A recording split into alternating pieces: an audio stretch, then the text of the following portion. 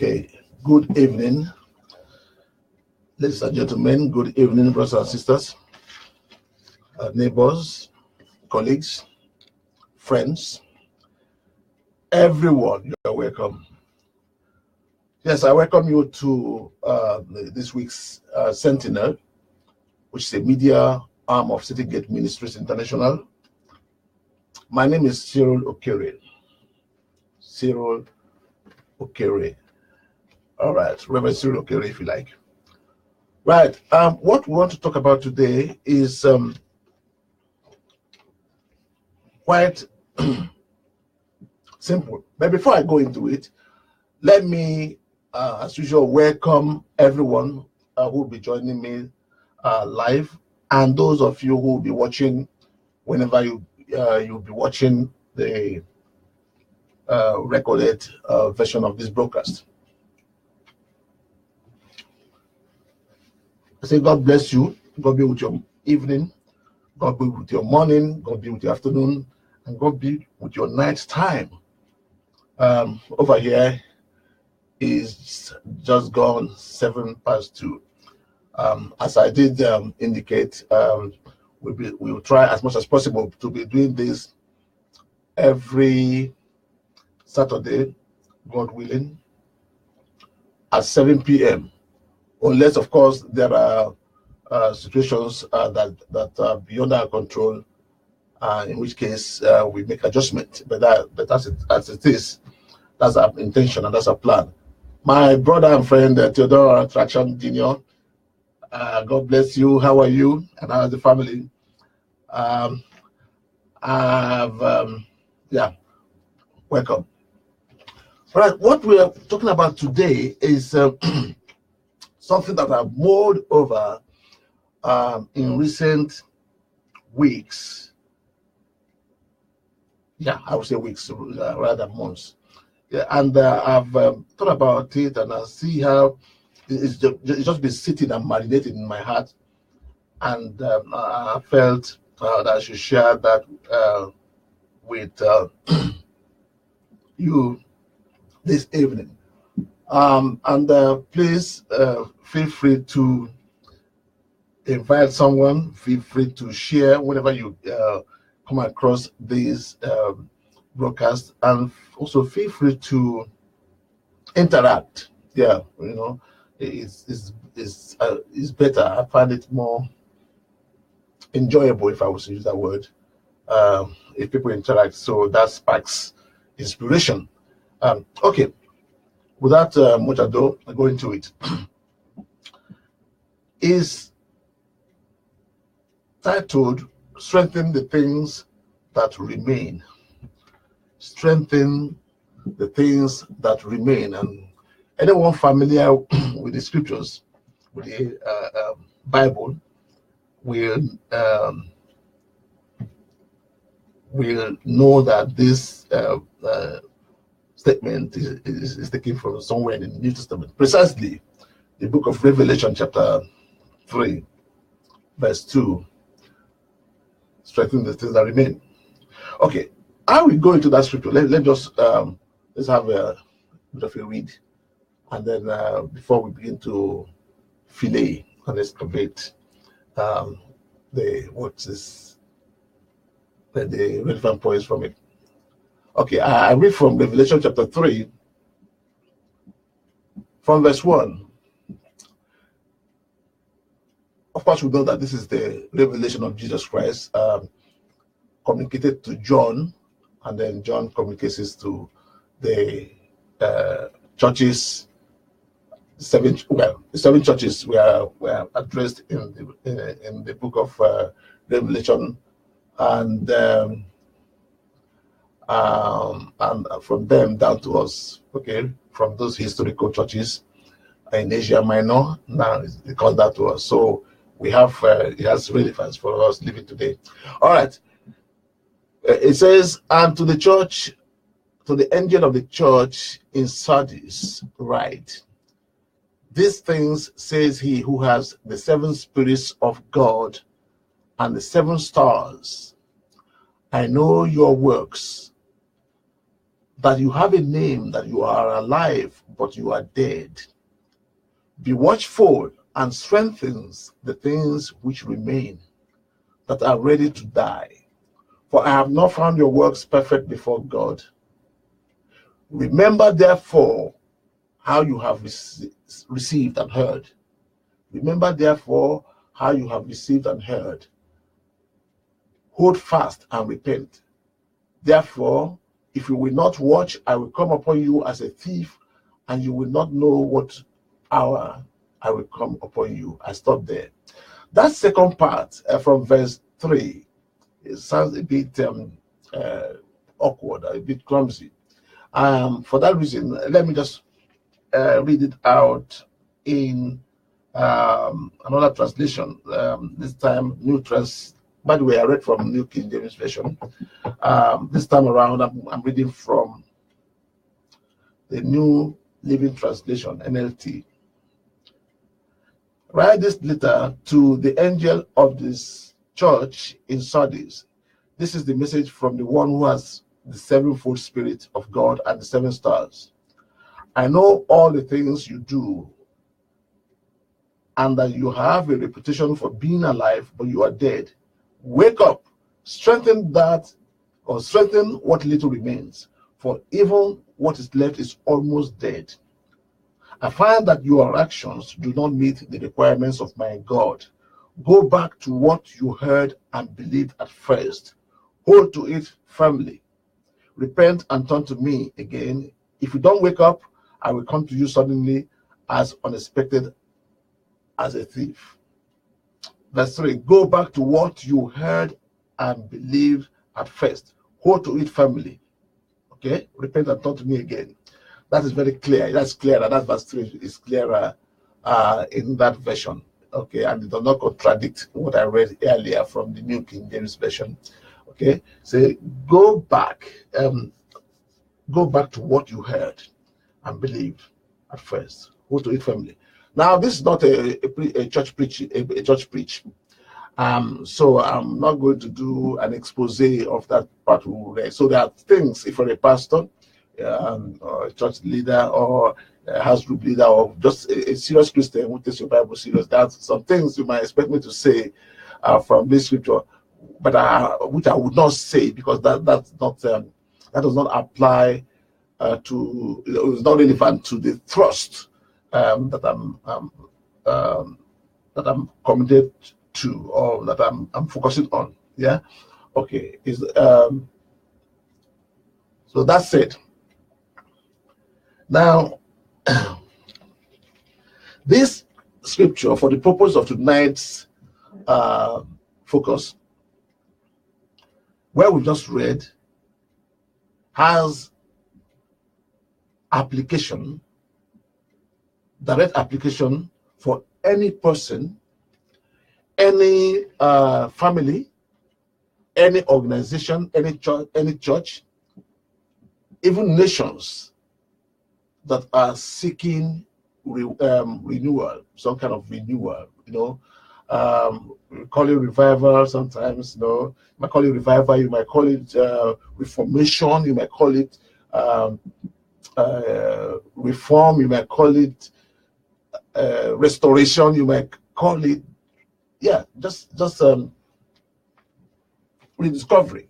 Okay, so whatever you call it, but the understanding is there that yes, the things used to happen before, and somehow you find yourself, whether as a family or as a person, an individual, or as an organization or a church, or even looking at this from a national perspective, you might find that, okay, things are not actually as it used to be, or there are unrealized potential, or I'm not where I'm supposed to be, or I know there is more.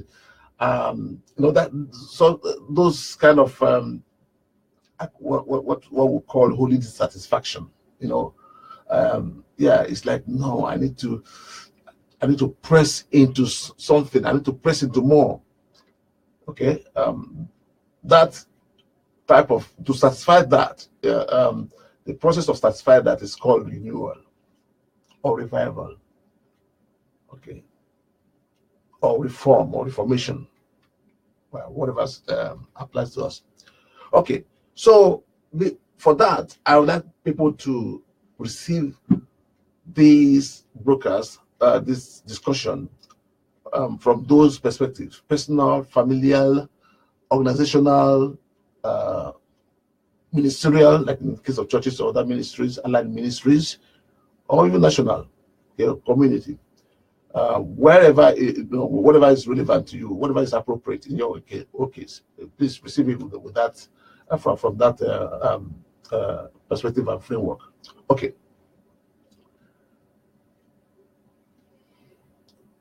It says here, going back to that scripture, let's look at it again. Yes, it says, I know your works. That's God talking here. Yeah, Jesus, God. Okay, I know your works. In other words, we've been doing things.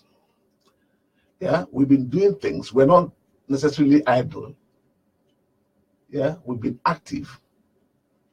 Again, as a church, as a family, as individuals, as a nation, as an organization, there have been activities.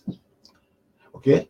Now, like I say, you have a name that you are alive, but you are dead. Now, this is not. Please don't say Tofiakwa. Don't say. Yeah, you can say not my portion, because I'm not declaring that you are dead. No, you are not. You are alive in Jesus' name. You are very much alive. You are kicking. But the point is that this calls for self-analysis, where we have a reputation that we are doing well, but we're not quite we're not doing well as people may tend to perceive, or we may even claim we're not doing as well. This is the ultimate judge who's talking. So that's a reputation that you are alive, you are active, you are doing well, you're all there, all together, but actually you are not.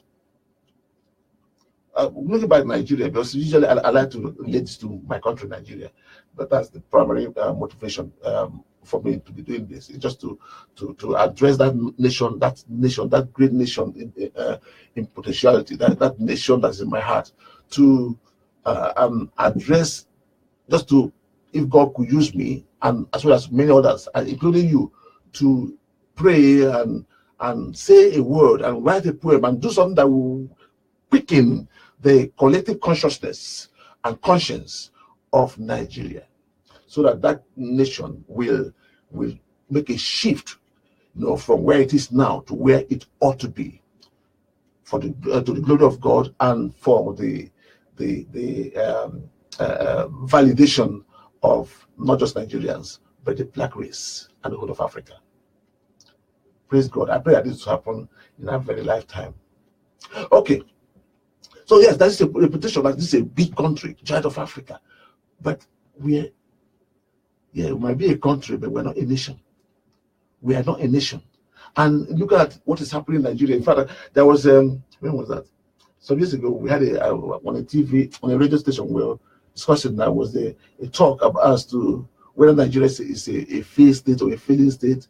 And some people were really angry. Why do you call Nigeria a failed state or failing state? But look at the science. Look at the science. Yeah, there's a reputation that you are alive, but really you are failing. Okay, now you can apply that to a church. A church might be very active and doing big crusades or big conferences that people are attending, and they're popular, and you see them you see them, their faces on the face of the leaders on the big board and on TV, and they very well known, popular, really, but he could be dead. He could be dying. He could be dying. It may have a reputation to be, the happening church, but it might not be before the final arbiter, the final referee, the final assessor, Jesus Christ himself. He might be dying. Okay? Even individuals. There are people that Jesus said that You say you have sight, you see, but actually you're blind. He told that to the church in Laodicea. But also, even Jesus in his earthly ministry addressed the Pharisees, some religious leaders as such. So if you were blind, really, you'd have had an excuse. You'd have been forgiven. But you say you see, therefore your sin remains. It's for us to Paul advised, said you should examine yourself and see if you are standing in faith. On every level, not just where you're doing well, financially, or if you're doing well socially, or doing well intellectually, or whatever, spiritually, and otherwise, as a family, you might have a name, the Okere family or whatever family, but are you really a family? Or are you just a group of a number of people just living in a house? Like I always say, broken home in a beautiful house, or broken homes in beautiful houses. We should examine ourselves. Okay.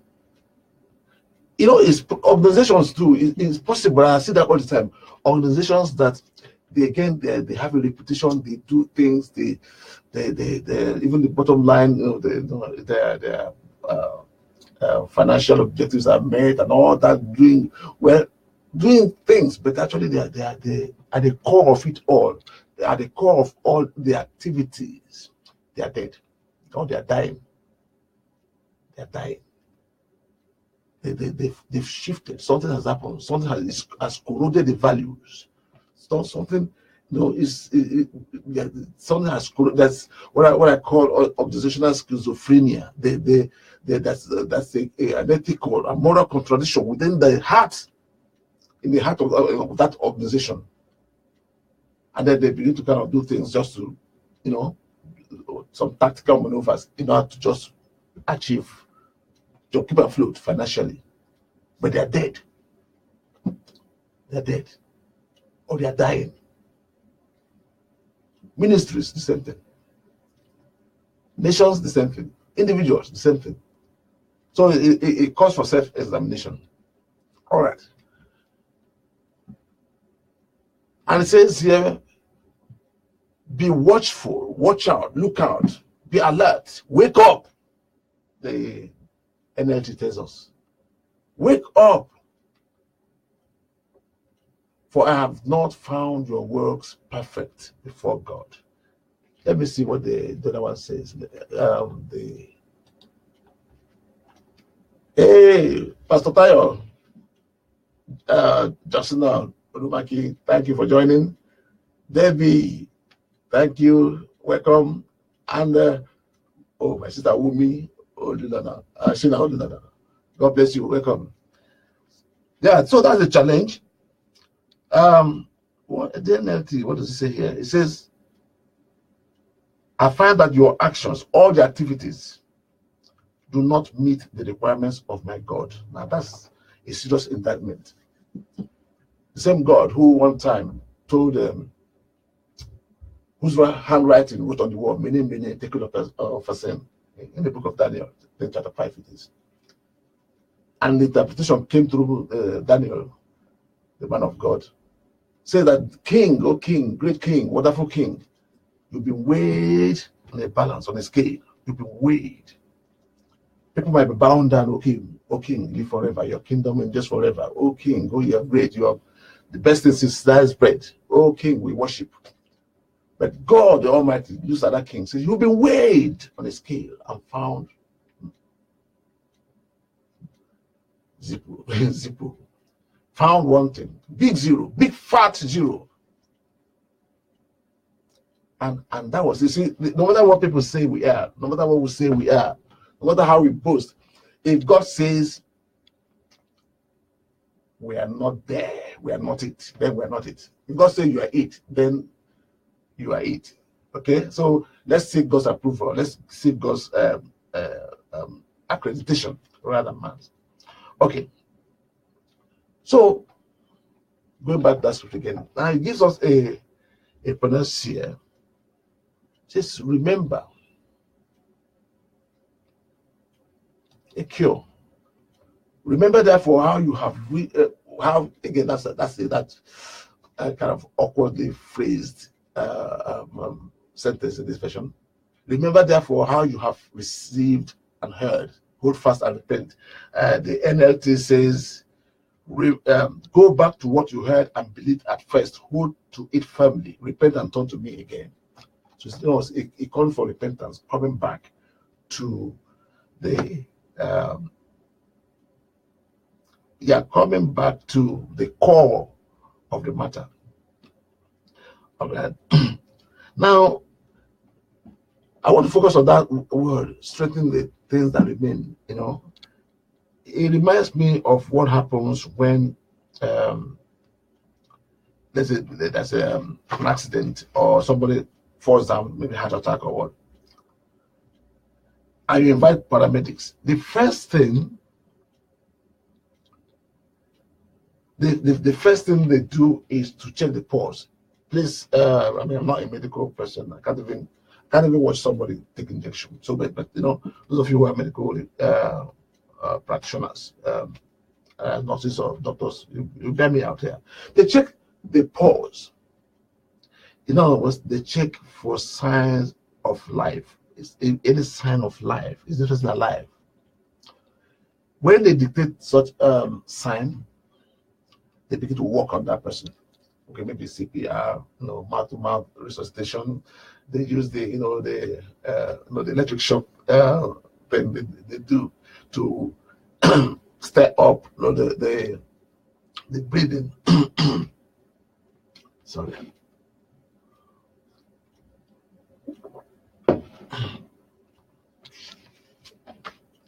So that's the first thing they do, sign of life. And then they strengthen that thing. It's like strengthening the things that remain. You know, strengthen the things that remain. That sign of life, you know, it says it's dying, but it's still alive. So this call, this challenge is so that it does not die. It is intended for us or for our ministry, for our organizations, for our nation not to die, for Nigeria or any other nation for that matter, that is going through the kind of trauma Nigeria is going through, the kind of distress Nigeria is, self-inflicted distress in particular that Nigeria is going through. Say, before he dies, before that marriage collapses, watch out, because things are not exactly as they appear to be. God says, so be watchful, be alert, wake up. Right? Yes. So yes, the casualty, you know, is giving mathematical resuscitation, or they do whatever they can do to now see that to stabilize that person before they now begin to apply other forms of medical intervention. But the first thing is to check that sign of life. Is there a pause? The person might not even be visibly breathing, but there's a pause. There's something happening. That's a sign of life. So they strengthen it. What are those things that remain in your life? What are those things that remain in your marriage, in your family? What are the things that remain as an organization? Those is that going back to the core, like that song that says, I'm going back to the heart of worship. What is going back to the value of values, going back to your DNA, going back to your purpose, going back to the vision. It says, go back, rediscover, re-envision, you know, what you have heard, rediscover that which you've heard, that started off in this first place. For us as believers, is our encounter with the Lord Jesus Christ. You know, Paul says that, you know, not many of us are not, you know, among the elite, not many of us are rich, not many of us are among the wise, but God called us, you know, the foolishness of this world to confound the wise. So but at times when we now get to the point where we acquire sophistication, we acquire wealth, we acquire education and degrees and profile, we get marooned. We get yeah, that's the word. We get lost in the whole pomp and pageantry, in the whole paraphernalia of office and ministry and statecraft, the whole legalism and bureaucracy of it all, and we get lost in even our popularity, because we've moved, like they told the Ephesian church. They forsaken they say they forsook their first love. It's possible. That's why it is necessary for us from time to time to go back and check and assess, like do a spiritual MOT, if we're still in the right place, in the right alignment with our Maker. So go back to that which you've heard and received, and turn back to me, it says.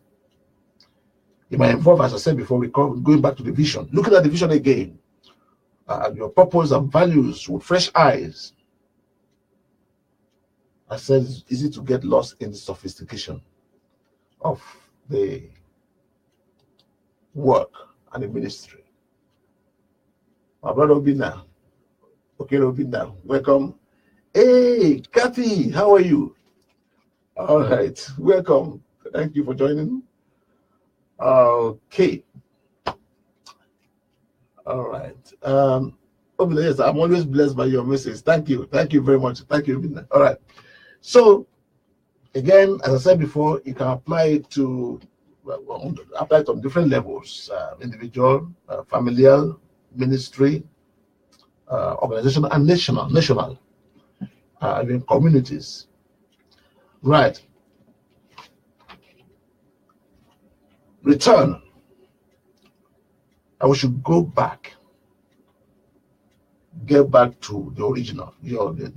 See, in organizational development, there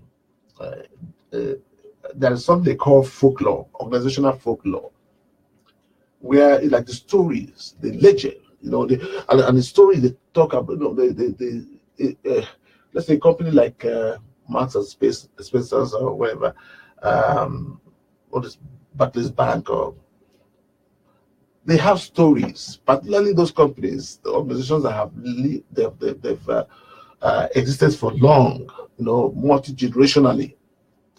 If you trace their history, or even people who are there too, if you conduct some kind of organizational consultancy with them, any process consultant who embarks on organizational development will get the people, and the staff and the management back to the story, back to their folklore, how they started, the vision that birthed that organization. The same thing for companies, for nations. The stories of the four founders, the founders of the nations, and these countries whose history, dates back. The history goes back thousands of years. Talk about different kings, different wars and all that. And that's why we have things like Remembrance Day and so on. Other things we celebrate to mark certain things and commemorate certain things in the developmental march or evolution of the nation. We might need to do that for couples, going through difficult times, going back to blessed word of life. God bless you. It was a birthday, you had your birthday recently. I did greet you. God bless you, and I hope you enjoyed it.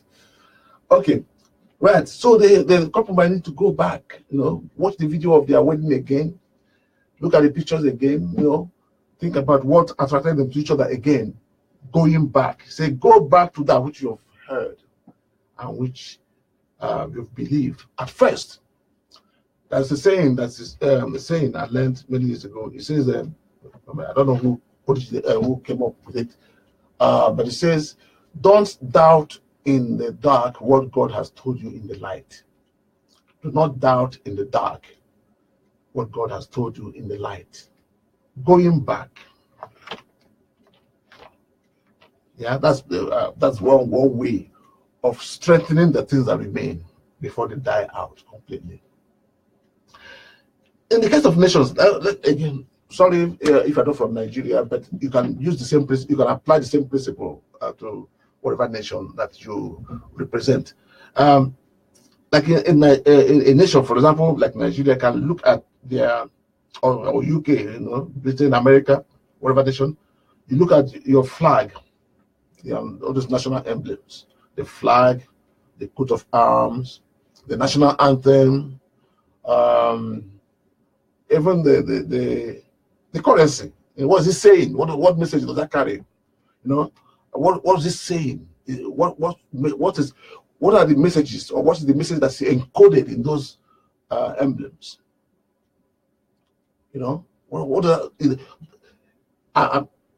I'm sorry but for me, the Nigerian flag does not speak much. No wonder, we are going through what we're going through. I'm not blaming this only on the flag. By the way, I salute the person who decided the flag. You have my respect and all that. But I don't think it captures the essence of what Nigeria ought to be. Green, white, green. Says green stands for agriculture. White stands for peace. Green, agriculture. So the question is, where is the agriculture that have been neglected for decades? And the question for oil-based prosperity. Where is the peace? We don't have peace either. But I believe, in fact, I've attempted at designing a flag for Nigeria.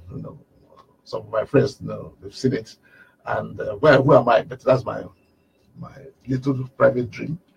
But we need, if I had the power and if I had the authority, I will commission a new flag for Nigeria, a flag that will speak to your people's heart, flag that will grab you by your guts and direct you along the path of patriotism. Okay, yeah, even the national anthem. Now, do you know, those of you who are old enough to know about Nigerian, the old national anthem, the way you don't even need to struggle to learn it. You don't struggle to learn it. You just up. It's been changed for decades now, but I still remember the 3 verses. I grew up. I opened my eyes and knowing it. What I mean by that, I started hearing it as soon as I was conscious of my environment, and it stuck. They changed it, I think, in the 70s. Yeah, it was the 70s, 80s, during the time of General Obasanjo. Yeah, they changed it to Arise, which is great. It's fine, but still, there's something about that old national anthem that grabbed, your heart and spirit. Yeah, it might mean going back to that.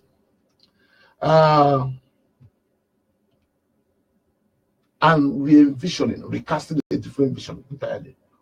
It might mean strip down in terms of like organization, just go leaner, just strip down till you find your core again, because you can be lost in the accoutrement and the paraphernalia of bureaucracy and the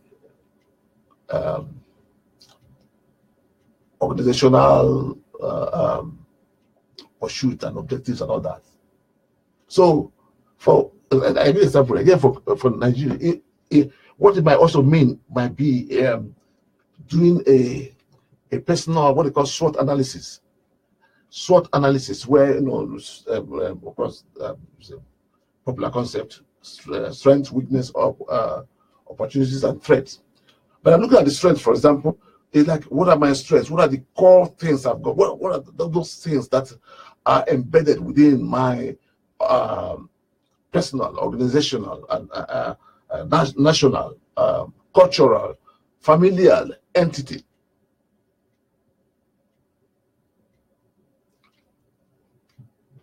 Some people call it your unique selling point.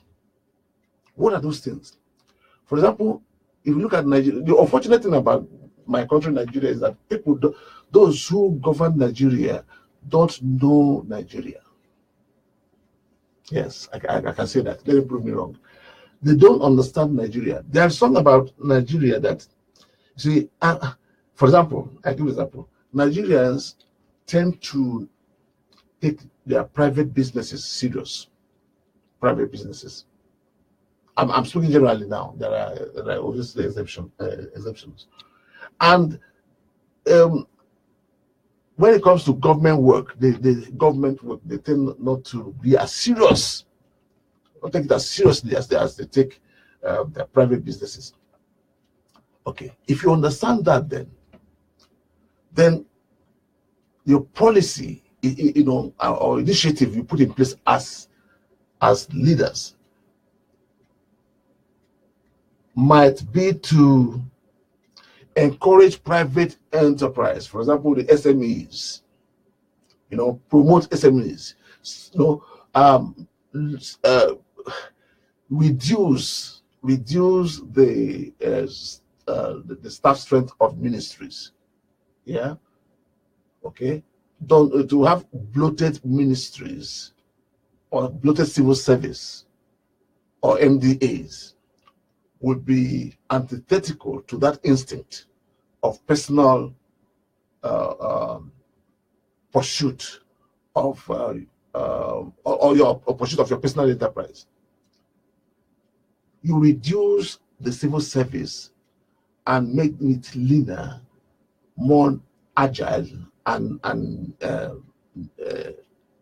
nimble, so that they can service or serve the people who have aspiration for personal businesses. Make it easy to set up business. But in Nigeria, it's not easy to set up business. Okay, why? Because again, it's government gets in the way. The officials of the civil service, they get in the way of individuals who want to set up business. For you to register business, you have to pay so much for you to. But I heard that the present government that try to address that. Yeah, that's an example. So when you know your strength, then you play to your strength. Oh, I've gone on and on and on and on. I'll stop that. But just to say, you remember a biblical example of this, when the story of Elijah and the widow, okay, whose husband died died in debt. Elijah asked the woman, "What do you have at home? What do you have?" The woman said, "The only thing I have is this little container of oil." And it was that oil, what she has, her strength. That's where the miracle happened. And we noticed, those of us who know the story, that was the miracle of multiplication, and she was free of debt. The same thing, if you look at Jesus multiplying loaves and fishes to feed thousands, both in the feeding of 5,000 and the feeding of 4,000. It's interesting when you look at it, where the disciples said to Jesus one time, they said in one of the accounts, they said to Jesus, Jesus said, Philip, to feed the crowd. Philip said it will take more than a year's wages to buy enough bread for each one to have even a bite. So Philip was looking at something, we don't have enough money. Philip was looking at what does not exist. In other words, the weakness. Was not looking at the strength.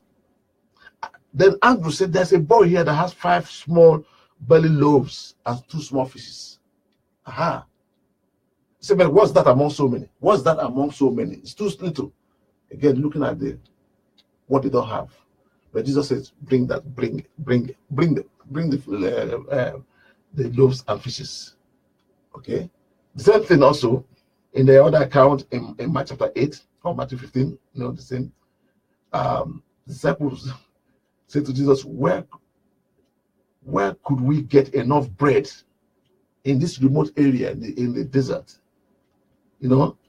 to feed such a crowd? They were not looking at the strength, they were looking at the weaknesses. Jesus says, how many loaves do you have? What do you have? Not what don't you have, it's what do you have? That's the thing. What do you have? Strengthen the things that remain. Strengthen the things that remain, the things that you have. You have to strengthen that, perhaps to get to the core. You have to declutter, perhaps, to get to the core of who you are, what you have, what makes you you. As a person, as a family, as a couple, as an organization, as a nation. How many loaves do you have? It says 7 loaves and a few fishes. Jesus took it, blessed it, and multiplied it, and fed the crowd. Okay, I leave it here. God bless you. Thank you, all of you, for joining. Theodora Attraction. Thank you, Tayo, Justina, Onumaki, Debbie, Andrews. God bless you. We miss you now. Greet them over there for me, my people. Kathy, my friend. Yes, thank you very much. It's a privilege having you here with me. Okay, Robina, God bless you. My regards to the family. And Pastor Obudele, God bless, Word of Life. God bless you. I will encourage, if this has been a blessing, please feel free to share it with another person. Share the video. Also, pass the message on word of mouth. Use it to encourage somebody else. Strengthen the things that remain. God bless you. Bye-bye. Salut.